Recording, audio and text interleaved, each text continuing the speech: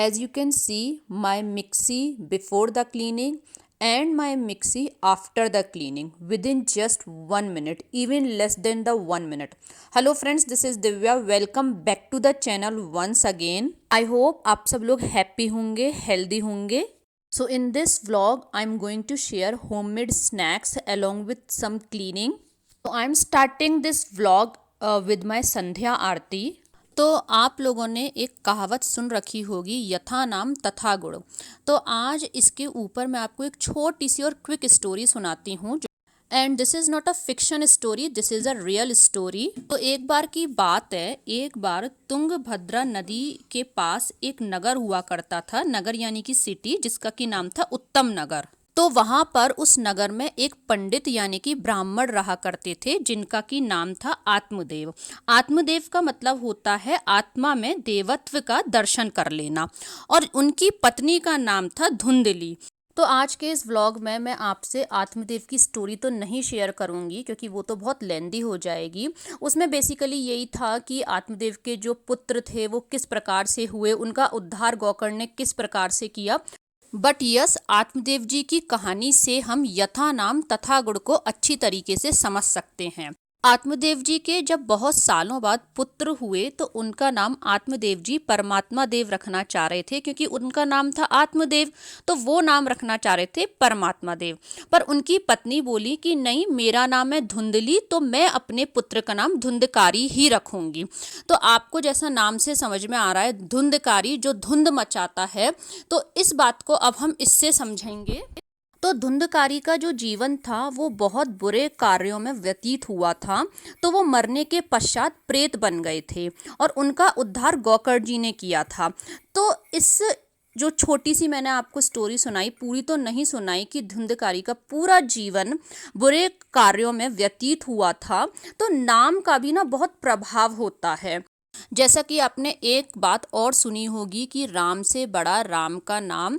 तो हमें कोशिश करनी चाहिए अपने बच्चों का नाम कुछ मीनिंगफुल रखना चाहिए, जिसका कि कुछ पॉजिटिव मीनिंग हो. तो इस बात को मैं तो काफ़ी हद तक मानती हूँ. और आप इस बात से कितने सहमत हैं, आप मुझे कमेंट करके ज़रूर बताइएगा. और अगर आपको मेरे व्लॉग्स अच्छे लगते हैं so please subscribe my channel, because आपके लिए सब्सक्राइब करना it's free and for me it means a lot. So please subscribe my channel. चलिए, आपसे बातें करते करते आरती और पूजा भी हो गई है. आप सब भी लड्डू गोपाल जी के वर्चुअल दर्शन कर लीजिएगा. अब मैं आ गई हूँ किचन में और मैं कर रही हूँ पास्ता बॉईल. तो ये जो पास्ता का पैकेट में दिखा रही हूँ ये ऑर्गेनिक है और होल व्हीट से बना हुआ है, सो इट्स क्वाइट हेल्दी. यतिका ने कल स्कूल जाना है, तो बस मैं उसका पास्ता अभी बॉईल करके रख दे रही हूँ.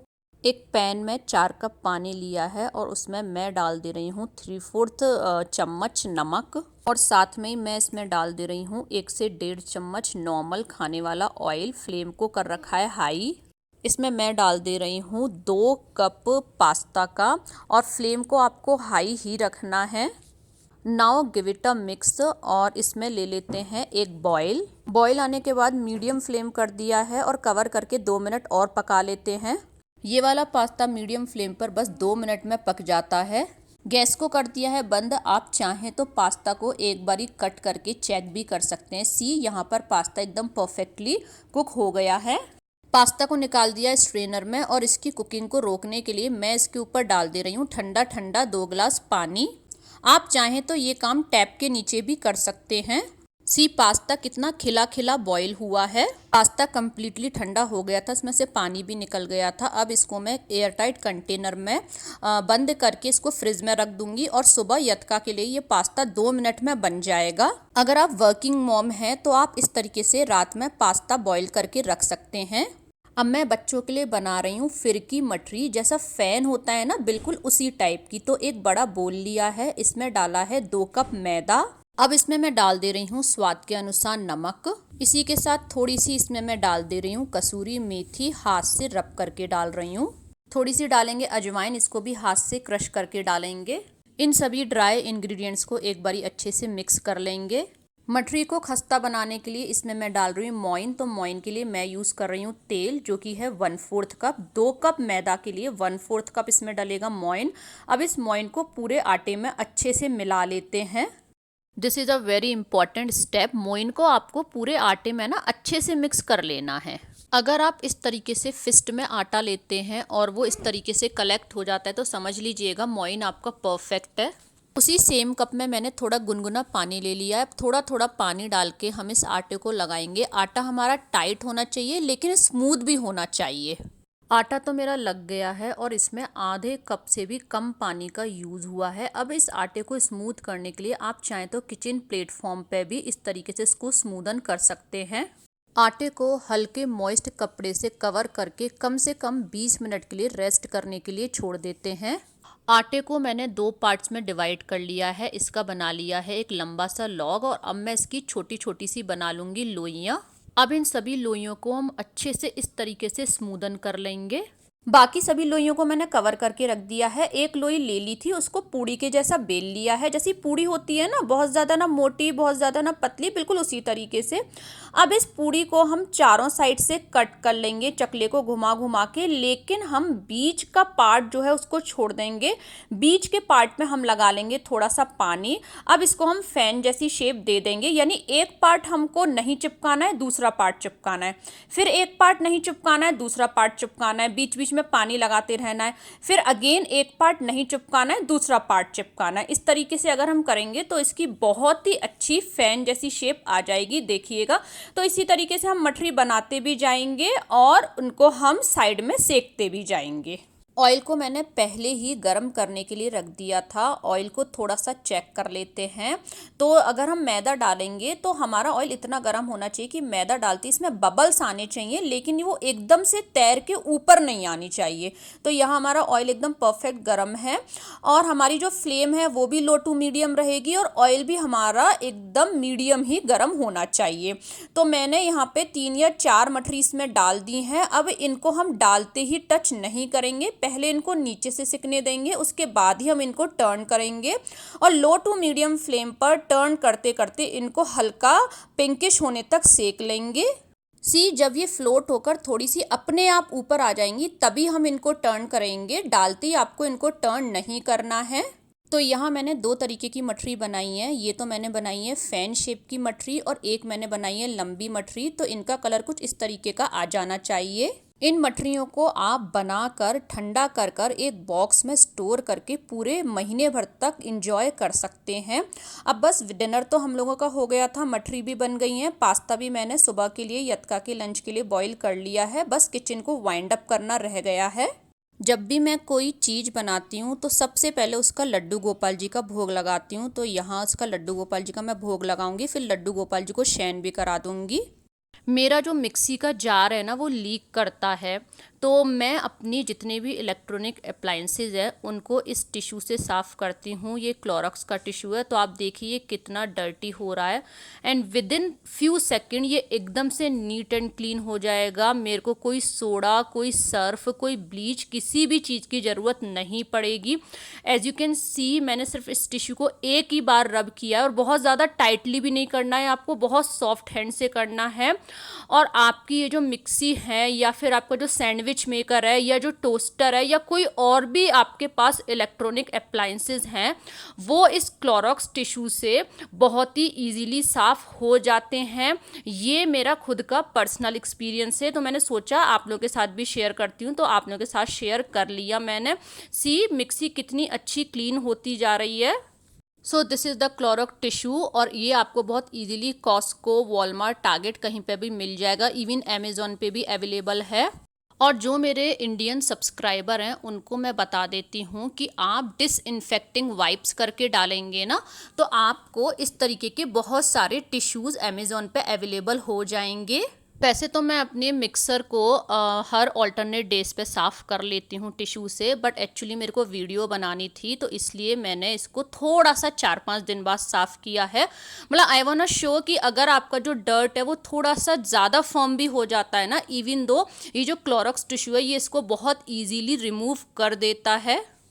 आप लोगों से बातें करते करते मिक्सी चारों तरफ से एकदम नीट एंड क्लीन हो गई है और आप इससे जो वायर होते हैं ना इलेक्ट्रॉनिक अप्लायंसेस के उनको भी साफ़ कर सकते हैं। इन द सेम वे मैं अपना टोस्टर और सैंडविच मेकर भी साफ़ कर लूँगी। और आप इसको क्लोरोक्स से साफ़ करने के बाद सूखे कपड़े से भी एक बार पोंछ दीजिएगा। किचन की लाइट ऑफ कर दी है। मटरी अभी मैं थोड़ी देर बाद फिल करूँगी या मॉर्निंग में फिल करूँगी। और अब बारी आती है मेरे night time skin care routine की, जो कि मैं ऑलरेडी आप लोगों के साथ शेयर कर चुकी हूँ। वो वाला जो व्लॉग है उसको मैं आपको डिस्क्रिप्शन बॉक्स में दे दूँगी, आप चाहें तो वहाँ जाके चेक कर सकते हैं मेरा जो night time skin care routine है। एंड ट्रस्ट मी फ्रेंड, इस रूटीन से आपकी जो मॉर्निंग में स्किन है वो बिल्कुल ड्राई नहीं होगी, रिंकल्स भी कम हो जाएंगे और आपकी स्किन एक सॉफ्ट बनी रहेगी। थर्सडे मॉर्निंग हो गई है और बस सुबह की चाय भी बन रही है और मैं बस बनाऊंगी यतका के लिए पास्ता, जो कि मैंने रात में बॉईल किया था। पास्ता बनाने के लिए लिया है मैंने यहाँ पे एक पैन, फ्लेम को कर रखा है मीडियम फ्लेम पे। मैंने डाला था इसमें बटर मेल्ट हो गया है, उसमें डाल दिया है ये बॉइल्ड पास्ता। आपको लगेगा ये थिक हो गया है, लेकिन जैसे जैसे आप इसको टॉस करेंगे ना, ये एकदम दोबारा से खिला खिला हो जाएगा। अब ये जो हमने बटर डाला है ना, इसमें एक बार इस पास्ता को टॉस कर लेते हैं। टॉस करने के बाद ये दोबारा से खिला खिला हो गया है। और यहाँ मैंने ली है पिज़्ज़ा सॉस। आप चाहें तो किसी भी ब्रांड की पिज़्ज़ा सॉस ले सकते हैं।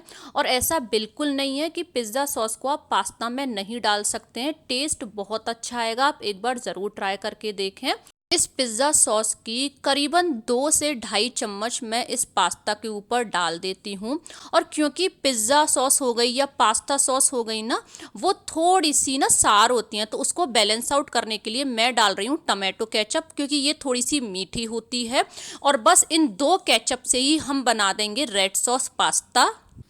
दोनों सॉस डालने के बाद एक बारी अच्छे से मिक्स कर दीजिएगा। अब बस इस पास्ता में मैं डाल दूंगी स्वाद अनुसार नमक, और साथ में ही थोड़ा सा मैं डाल दूंगी ऑरिगेनो, थोड़ा सा साथ में चिली फ्लेक्स भी डालूंगी। आप चाहें तो ब्लैक पेपर भी डाल सकते हैं। Now give it a mix again. अगर आपके पास चीज़ हो तो इस टाइम पर आप इसमें चीज़ भी डाल सकते हैं। वैसे तो रेड सॉस पास्ता बनके तैयार हो गया है, लेकिन क्योंकि मेरे पास चीज़ नहीं है तो मैं इसमें ऊपर से थोड़ा सा बटर और डालूंगी। और ये जो यतका का लंच बॉक्स है, ये थर्मस ब्रांड का है, इसमें खाना बहुत लंबे टाइम तक गर्म रहता है। तो आप एक बार इस तरीके से पास्ता बना के ज़रूर देखें। दिन का मिनिमम एक फ्रूट मैं बच्चों को ज़रूर देती हूँ, मैक्सिमम तो जितने हो जाएं उतने दे देती हूँ, लेकिन एक फ्रूट ज़रूर देती हूँ। तो यतका को मैं डेली बनाना रखती हूँ। एंड थर्ड स्नैक्स में मैंने रखे हैं घर के बने लड्डू और मठरी। तो ये लड्डू की रेसिपी की जो वीडियो है वो मैं आपको डिस्क्रिप्शन बॉक्स में दे दूँगी, आप वहाँ जाके चेकआउट कर लीजिएगा। यतका को उठाने से पहले मैं उसका लंच पूरा तैयार कर देती हूँ, क्योंकि फिर मेरे को उसको दूध च्यवनप्राश रेडी भी करना होता है, तो इट टेक्स टाइम। तो बस आपको यहाँ 2 चेयर्स जो साइड में दिख रही हैं, यहाँ पे मैं रात में ही तैयारी कर देती हूँ। इवन यतका भी हेल्प करती है। तो इसके सारे कपड़े, इसका बैग, इसकी वाटर बॉटल्स रात में ही मैं इतना काम करके ही सोती हूँ, सो दैट सुबह मेरे को बहुत ज़्यादा हबड़ तबड़ ना हो। यतका को मैंने तैयार कर दिया है। और अगर ये व्लॉग आपको अच्छा लगा हो तो लाइक करें, फ्रेंड्स फैमिली के साथ शेयर करें, चैनल को सब्सक्राइब करें, become a part of our family. Thank you.